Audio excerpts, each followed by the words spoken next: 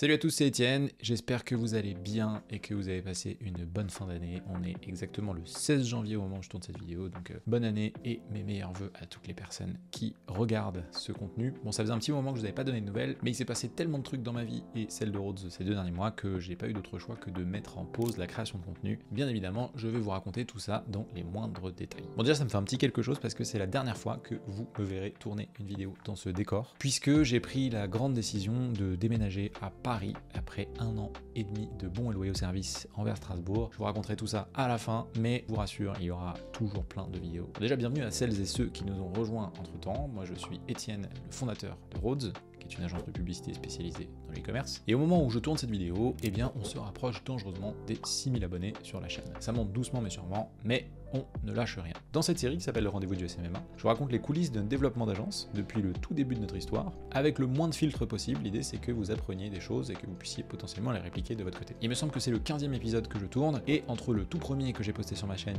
en avril 2023 et maintenant, déjà il s'est écoulé presque 2 ans, mais surtout, eh bien, on a bien grandi puisqu'aujourd'hui on est 25 dans l'équipe. Dans cet épisode, et à l'occasion du passage en 2025 et du coup de cette nouvelle année, j'ai envie de faire un format un petit peu spécial dans lequel je vous fais un bilan de 2024 qui a été une des années les plus intenses de ma vie et de celle de Rhodes. Comme d'habitude, ce ne sera pas scripté, mais j'ai quand même des petits bullet points, des sujets sur lesquels je veux vous amener. Donc d'abord, je vais vous parler de l'importance de prendre du recul, et notamment comment nous, ça nous a aidé à changer de direction avant que ce soit trop tard. Je vais également vous faire une petite partie sur l'ego, et notamment la place que ça occupe dans l'entrepreneuriat, pourquoi c'est bien et pourquoi c'est pas bien à la fois. Et puis je vais clôturer avec un bilan de 2024 sur le plan pro comme sur le plan perso, et je vais vous présenter tout ce qui est dans les cartons pour 2025. Si c'est pas déjà fait et que ce type de contenu te plaît, eh bien n'hésite pas à t'abonner à la chaîne, à mettre un petit like sur la vidéo, ça me donne beaucoup de force, et je n'ai plus qu'à te souhaiter un bon visionnage. C'est parti pour l'épisode 15 du rendez-vous du SMMA. Alors la première partie, c'est sur l'importance de prendre du recul. Pour ceux qui ont rejoint un peu en cours de route, je vais vous rappeler un peu l'historique de Rhodes. L'histoire, elle a commencé en 2022 suite à une première expérience d'entrepreneuriat où je me suis associé avec un ancien collègue de chez Google. J'ai décidé de me mettre à mon compte, donc j'ai vendu mes parts à mon associé, et en août 2022,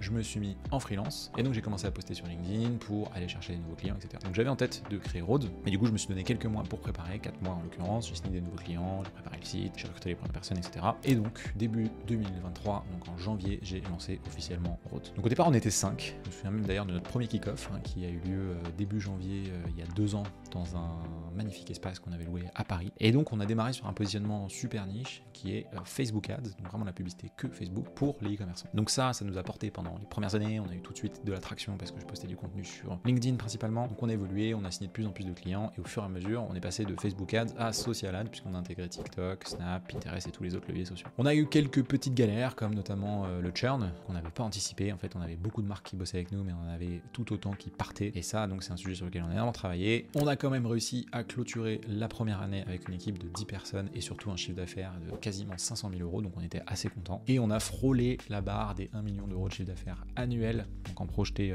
x12 si on prend le chiffre d'affaires mensuel, puisqu'on est monté je crois en novembre 2023 à 75 000 € de chiffre d'affaires mensuel. Ensuite il y a eu 2024, donc l'année écoulée, où là, on a continué de développer l'agence et on s'est structuré un peu plus. Donc déjà, on est passé de social ads à acquisition. On a intégré notamment les compétences Google en recrutant des profils de personnes qui avaient déjà beaucoup d'expérience là-dedans. On a commencé aussi à attirer des clients de plus en plus gros, puisque le savoir-faire e-commerce d'INVV, c'est des choses que aussi les retailers recherchent. Donc on a commencé à bosser avec des marques comme Carré Blanc, Oxbow, l'Occitane en Provence, etc. Et puis l'agence a continué de grandir jusqu'à ce qu'à un moment, je me retrouve complètement sous l'eau. En fait, je faisais un peu tout en même temps. Je faisais les sales, je faisais l'admin, je faisais les RH, je faisais la finance, etc., etc. Et c'était plus du tout viable. Donc on a décidé d'investir dans des fonctions support pour nous aider justement à passer un palier de croissance. Donc on a recruté une RH, on a recruté un responsable administratif et financier, et on a fait transitionner une personne de l'équipe performance dans l'équipe sales, qui est d'ailleurs une très grande fierté puisque ça s'est plutôt bien passé, et on a grandi comme ça en continuant à se structurer. Globalement, on a fait un gros taf de fond aussi sur la qualité de nos services, nos process, etc. Donc le panier moyen a continué de monter et le churn a diminué, et donc on a passé progressivement les différentes étapes. En février, on a fait 89 000 € de chiffre d'affaires, ce qui représente plus de 1 million. Je crois qu'après on a passé les 100K en mai, on a eu un petit plafond, on est resté 2-3 mois autour de 100 000 € par mois, et puis on a commencé à vraiment remonter très très fort à la fin Q3, début Q4. Je crois qu'on a fait 110 000, 135, 150, et en novembre, donc 2024, ça faisait 23 mois qu'on existait, donc 1 an et 11 mois, et bien on a passé le fameux palier des 167 000 € de chiffre d'affaires par mois, ce qui représente en projeté x12 2 millions d'ARR. Donc on était super contents, on a fait des super résultats, j'ai fait un post LinkedIn, on a célébré, bref, mais je me suis rendu compte qu'il y avait quand même un truc qui clochait parce que j'avais l'impression de courir un peu dans tous les sens performance et j'avais également l'impression que c'était la même chose pour mes équipes. Et en fait, je me suis rendu compte qu'au début, plus je travaillais, plus Rhodes se développait. Donc il y avait vraiment une corrélation entre le temps que je mettais dans mon travail et la croissance de Rhodes. À mesure que la boîte a évolué et que en fait, les autres personnes de mon équipe ont pris le relais sur les sujets, et cette corrélation, elle a diminué, voire elle s'est effacée. Et aujourd'hui, en fait, ce qui prime, c'est pas que je sois capable de bosser beaucoup par jour, parce que ça, en fait, ça change pas grand-chose fondamentalement. C'est vraiment ma capacité à prendre des décisions et du coup d'orienter surtout nos ressources aux bons endroits. Et le problème, c'est que pour prendre des bonnes décisions, il faut avoir de la bande passante mentale, donc du temps, et on n'en avait pas. Donc ce qu'on a décidé de faire avec mes associés, donc Jordan et Nielsen, d'organiser une retraite de 4 jours. Donc on est parti à Malaga, on a loué une villa magnifique, on s'est volontairement mis dans une zone un petit peu reculée, donc c'était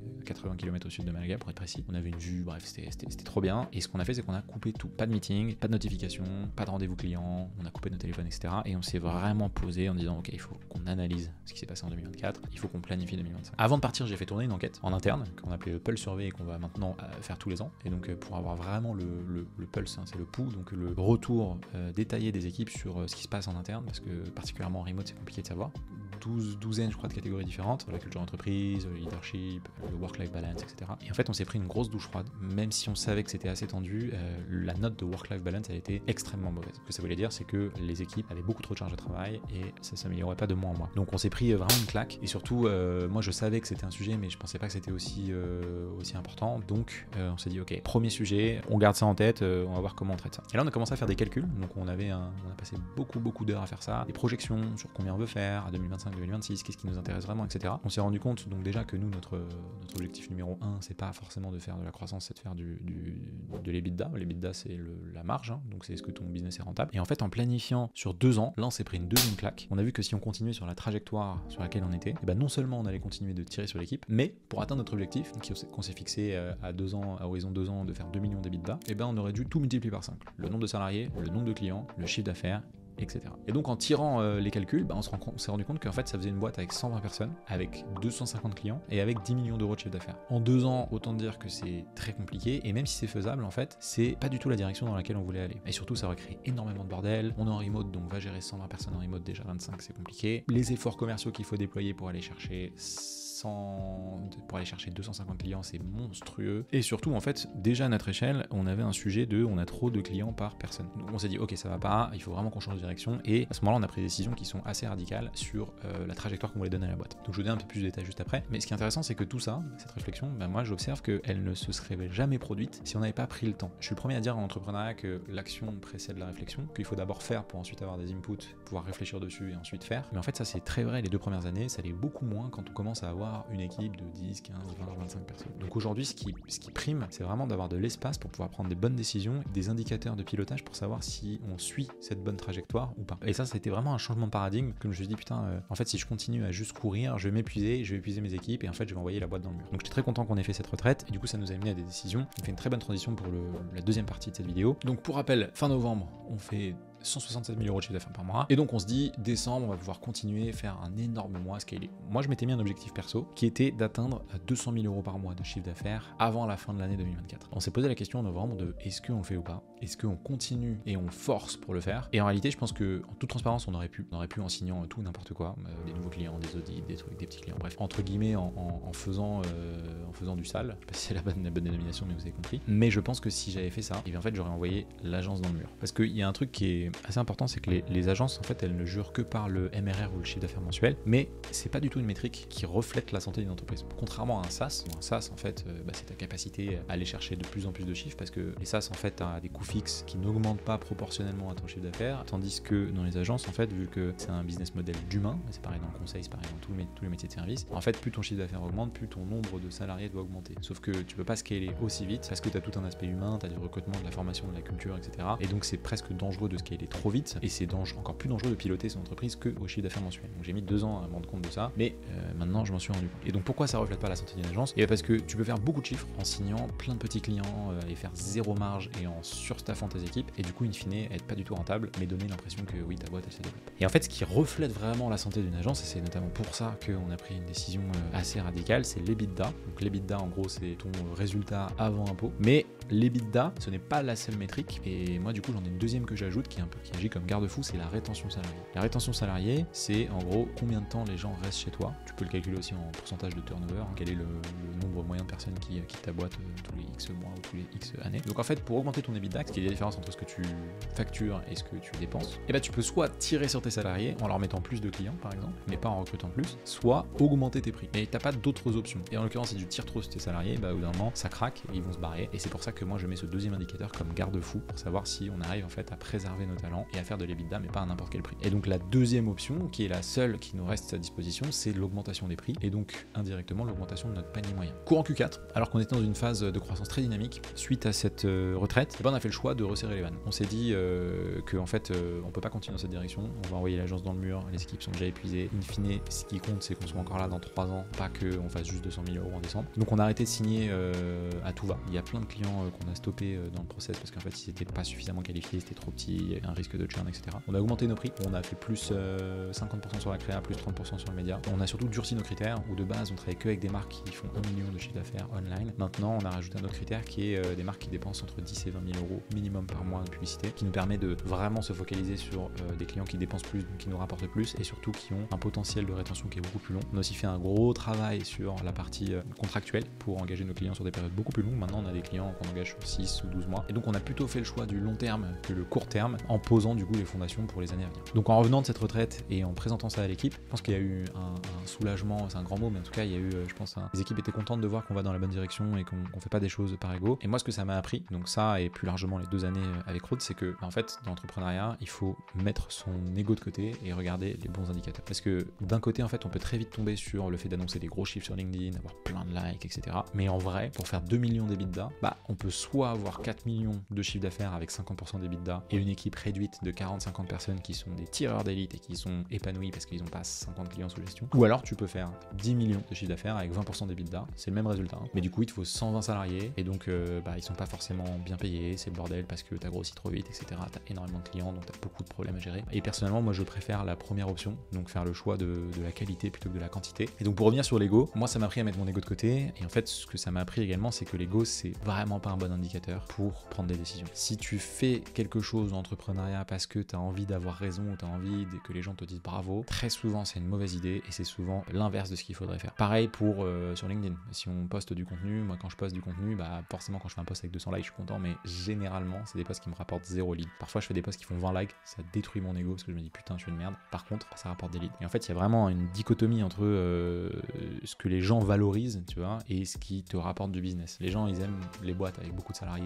avec beaucoup de chiffre d'affaires, avec des trucs qui sont un peu paillettes. Et en fait c'est pas ça, tu vois. Moi je m'en fous de faire du chiffre d'affaires. Ce qui m'intéresse c'est que les gens soient épanouis dans ma boîte, qu'on soit rentable, qu'on bosse avec des beaux clients, qu'on soit vu comme les références, etc. Et il faut faire très très attention à ne pas se perdre en chemin, particulièrement quand on commence à grandir, parce que c'est là où on peut prendre des très mauvaises décisions qui impactent pas que soi, mais toute sa boîte. Conclusion, l'ego c'est le pire ennemi d'entrepreneur, donc il faut s'en affranchir le plus possible. Il faut en avoir, parce que sans ego, je pense que c'est difficile d'avoir confiance en toi, et donc c'est difficile de te sentir capable de faire des choses, mais pour autant l'ego mal placé c'est très dangereux, donc moi j'essaie de m'en tenir le plus loin possible. En fait je cherche pas à avoir raison, je cherche à ce que ma boîte se développe, et c'est deux choses qui sont très différentes. Ce qui me permet du coup, sans aucune transition, de passer à la dernière partie de cette vidéo qui est le bilan 2024 et le plan pour 2025. Et donc on termine notre deuxième année d'exercice 2024, parce que 2023 est notre première année, avec un chiffre d'affaires de 1 409 000 et quelques euros facturés, j'entends, ce qui représente à peu près une croissance de 287%, donc quasiment x3 par rapport à 2023, donc c'est quand même assez dynamique. On a un pic de chiffre d'affaires mensuel, donc de MRR, en novembre à 167 000, donc on a passé la barre des 2 millions symboliquement, même si ça ne veut pas dire grand chose. Et la bonne nouvelle, c'est qu'on a un chiffre d'affaires en fait trimestriel, qui est d'ailleurs, je pense, le type de métrique que je vais regarder de plus en plus versus le mensuel, qui ne cesse de croître, puisque on n'a pas un seul trimestre depuis le début de Rhodes où on a fait moins que le trimestre précédent. On est toujours en croissance là-dessus, et donc désormais, moi je vais regarder beaucoup plus précisément ça, parce qu'on sait que le mensuel, c'est pas forcément le meilleur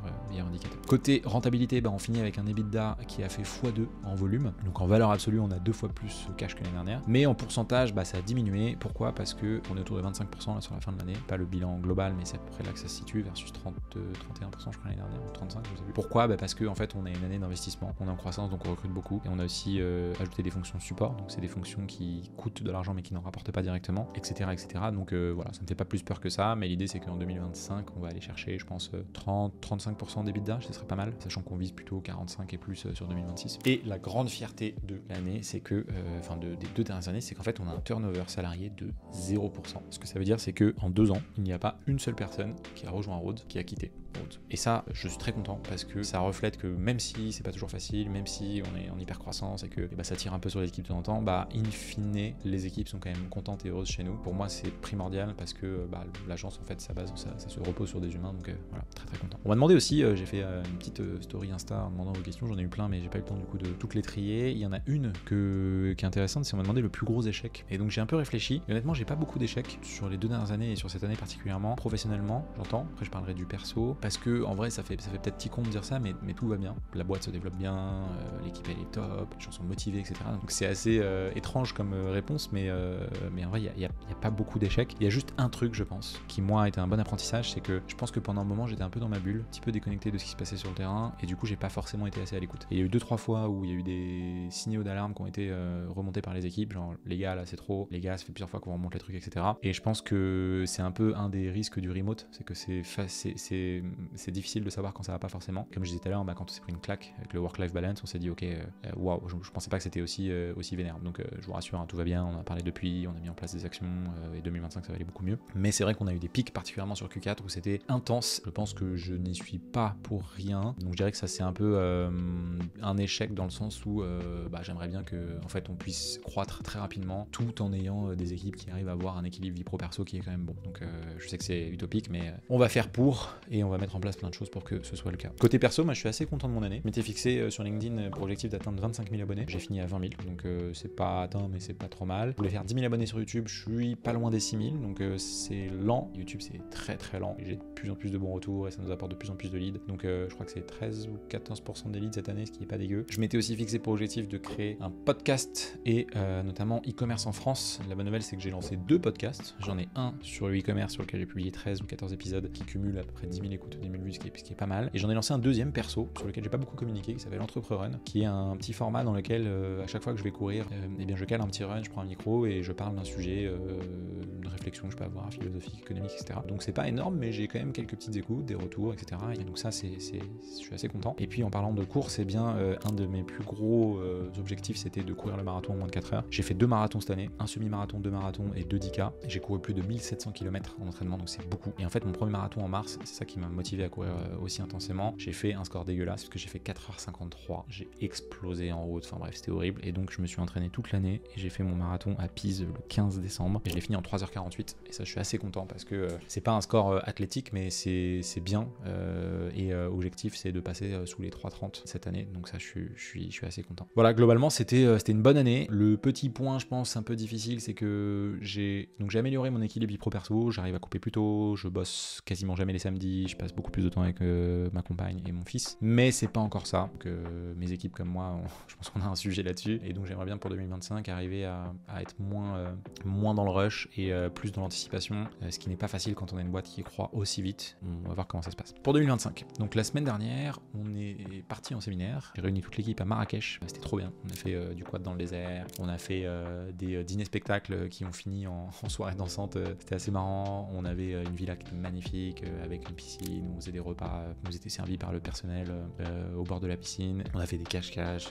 On a fait une soirée dans le désert sous les étoiles avec du feu. On a même enflammé un énorme Rhodes géant. Enfin bref, c'était vraiment top.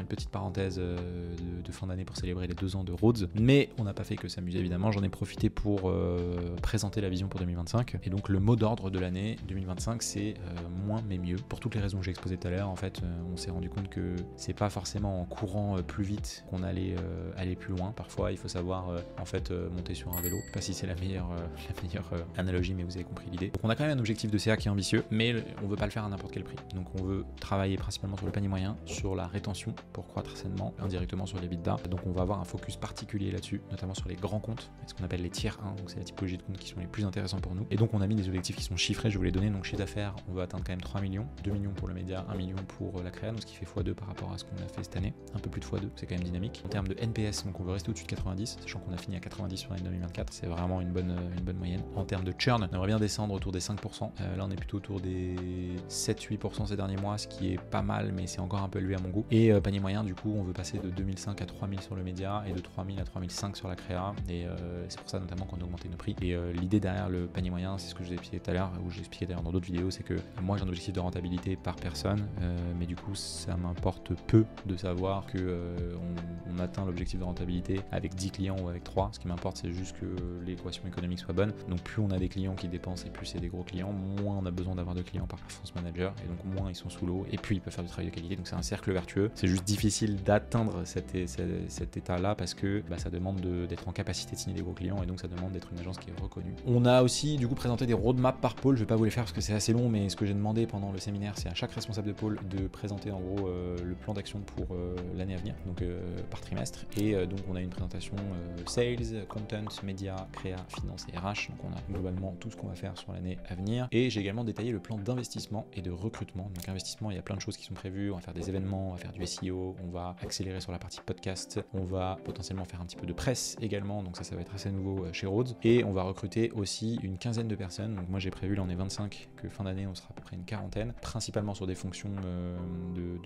j'appelle ça prod, mais c'est en gros média créa. Il y aura quelques recrutements aussi sur la partie content et la partie sales pour aider nos efforts commerciaux, mais globalement c'est à peu près ça. Et une des différences majeures, c'est que on va arrêter de courir et surtout de piloter l'activité au chiffre d'affaires mensuel. Moi je me rends compte que le chiffre d'affaires mensuel, ça reflète pas la réalité. Les cycles de prise de décision, ils sont longs. Quand on fait une proposition, il peut y avoir plusieurs mois, déjà plusieurs semaines voire mois avant la prise de décision quand on fait une proposition, et il peut surtout y avoir plusieurs mois après la prise de décision, entre la prise de décision et le moment où la personne démarre. Donc typiquement c'est pas parce qu'on est en baisse sur un mois de chiffre d'affaires qu'il faut s'affoler, et je pense d'ailleurs que c'est l'inverse, parce que si on s'affole, on risque de prendre des mauvaises décisions, typiquement de vendre de la merde juste pour faire du chiffre, et du coup ça va nous enlever une pression de se dire il faut absolument qu'on fasse plus de chiffre d'affaires mensuel. On sait que c'est pas linéaire, donc je vais plutôt regarder avec une vision trimestrielle, et surtout toutes les actions qu'on mène, en fait maintenant qu'on est 25 et qu'on sera 40 à la fin de l'année, c'est des actions qui ont un effet décalé dans le temps. Donc c'est débile d'avoir un pilotage qui est au chiffre d'affaires mensuel. Donc maintenant je vais regarder le chiffre d'affaires trimestriel et surtout l'évolution year on year, donc c'est-à-dire versus l'année dernière. On sait qu'on va faire x2, est-ce qu'on est dans les clous ou pas, et si ce n'est pas le cas,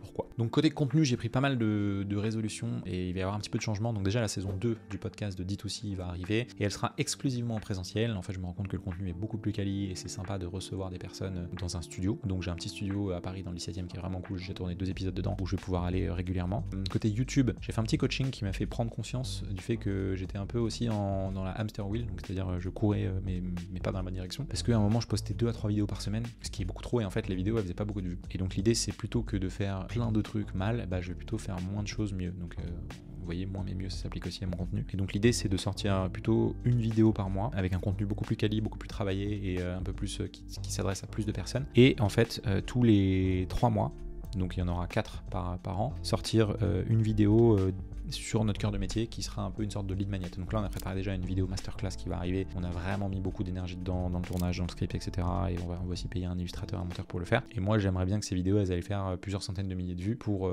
gérer en fait tout l'afflux de leads sur l'année, et ensuite que je puisse me concentrer sur autre chose. LinkedIn je vais continuer classique. Instagram j'ai pris un coaching également avec mon cher ami Maxence Tison. Si tu regardes cette vidéo, je t'embrasse. Et donc je suis en train de travailler sur des formats un petit peu plus top funnel pour aller chercher et développer mon audience, que Insta c'est probablement le réseau que je développe le moins, alors que eh bien en fait il y a quand même une bonne partie de mon audience qui est dessus. Et sinon je vais continuer tout ce qui est newsletter, etc. Donc on a pas mal d'actu sur les dernières semaines et les semaines à venir. Je vais pas tous vous les faire, mais je vais vous en donner quelques-unes. Donc déjà on a organisé un event qui était vraiment cool, il s'appelle le Q4 Ecom Awards, donc en partenariat avec Wax, Klaviyo, Email Club, Gorgias, Payplug et Big Blue et nous. Et donc on a invité une cinquantaine de marques e-commerce à qui on a remis 12 awards. Moi j'avais j'étais en charge de la catégorie ads, donc c'était meilleur dispositif d'acquisition et meilleur créa. On avait des jurys e-commerçants, donc Okara et Shapeheart, à qui on a soumis des dossiers et qui ont choisi les gagnants. Et on a un de nos clients du coup de Smilist qui a remporté un award, donc on est assez content. Et c'était cool parce qu'il y avait plein de jolies marques, il y avait Boku, il y avait Dusgo, il y avait La Belle Boucle, il y avait 900 Care, Pimpan, bref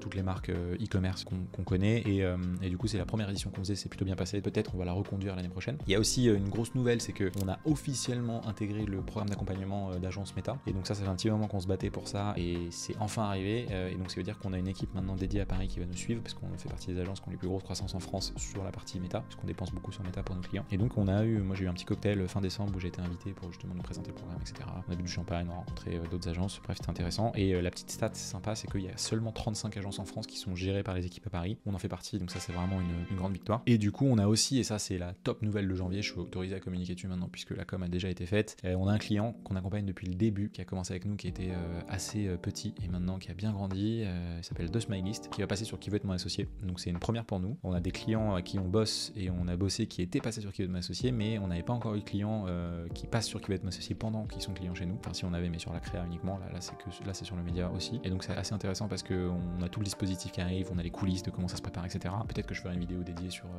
rétrospective, je suis en train de négocier pour avoir un épisode de podcast déjà. Mais bref, on a vraiment hâte parce que généralement ça fait des paillettes et ça fait surtout passer les marques dans une autre dimension. Et enfin, du coup, la grande nouvelle que je vous ai un peu teasé tout à l'heure, c'est que je réemménage à Paris. Donc j'ai fait le choix de revenir à Paris et de quitter Strasbourg. À la base, j'étais venu à Strasbourg pour des raisons perso, puisque j'ai eu un petit garçon qui a maintenant 1 an. Donc il y a 1 an. Et en fait, quand ma copine était enceinte, on s'est posé la question de est-ce qu'elle vient à Paris ou moi à Strasbourg. Moi j'étais en full remote, elle non. Donc logiquement, je suis venu à Strasbourg. Je suis resté 1 an et demi ici. Et en fait, j'ai beaucoup aimé sur la partie, je dirais, lifestyle, dans le sens où il y avait plus d'espace. Mon fils, je l'emmenais à la crèche à pied. Je pouvais bosser dans des cafés et tout. C'était vraiment cool. Pour courir, c'est top. Enfin bref, il y a plein d'aspects positifs. Mais sur l'aspect professionnel, c'était un petit peu handicapant dans le sens où fallait toujours que je me déplace à Paris avec le podcast entre autres, mais pas que, j'avais pas mal de rendez-vous. Et aussi avec mon équipe. Donc on se voit tous les 3 mois, mais j'ai aussi des déplacements entre ça. En fait, Strasbourg est très mal desservi. Paris-Strasbourg, c'est 1h45, ça fait très bien. Par contre, Strasbourg, n'importe quelle autre ville de France ou du monde, c'est super chiant. Et du coup, il faut soit passer par l'aéroport de Bâle en Suisse, qui met 1h30, soit passer par Paris puis aller à un autre endroit. Et donc ça faisait que je me retrouvais dans des journées entières à faire des transports et c'est juste ingérable. Et sur le côté perso, donc moi j'avais, en fait j'ai toute ma famille à Paris, tous mes potes à Paris, c'est là où j'ai fait mes études, etc. Et en fait à Strasbourg, vu que je bossais énormément, j'ai pas forcément réussi à recréer un espace ou des liens avec des personnes. Enfin j'ai des potes évidemment que j'ai rencontrés ici, des gens super sympas que j'aime beaucoup, mais c'est pas pareil, je me sens moins développé sur l'aspect social. Et du coup là, vu que je sors de 2 ans de quasi isolement parce que j'ai fait que Rhodes et mon fils et ma copine, et bien j'ai envie d'être dans un espace où je suis en capacité de passer plus de temps avec des personnes qui comptent pour moi, donc mes amis, ma famille, etc. Donc on a pris la décision d'emménager à Paris, de revenir à Paris. Ma copine c'est la première fois, donc pour elle d'emménager, mais pour moi de réemménager. Et on a trouvé un appartement dans le 10e arrondissement qui est très cool, où j'ai un petit bureau dans lequel on l'a choisi aussi pour ça, avoir un bureau, parce qu'ici, bref c'était cool, mais j'avais pas forcément de bureau. Donc c'est la dernière fois que vous voyez ce décor. Pour les prochaines vidéos, ce sera probablement dans le nouveau bureau, mais en tout cas j'ai très hâte. C'est un nouveau chapitre et je suis certain que d'un point de vue business, c'est une bonne décision. Voilà, pour ce qui est du rendez-vous du SMMA, j'ai pas encore décidé de la fréquence, mais je pense que je vais peut-être réduire un peu la fréquence, je vais peut-être passer sur du trimestriel ou du mensuel si je trouve des sujets intéressants. Je vous tiens au courant bien évidemment. En tout cas, merci à toutes les personnes qui me suivent depuis le début et qui permettent indirectement ou directement de rendre cette aventure possible. Je vous souhaite encore une fois une bonne année. J'espère que tous vos projets se réaliseront pour vous. Et puis, je vous dis à très vite pour une nouvelle vidéo du rendez-vous du SMMA. C'était Étienne. Ciao.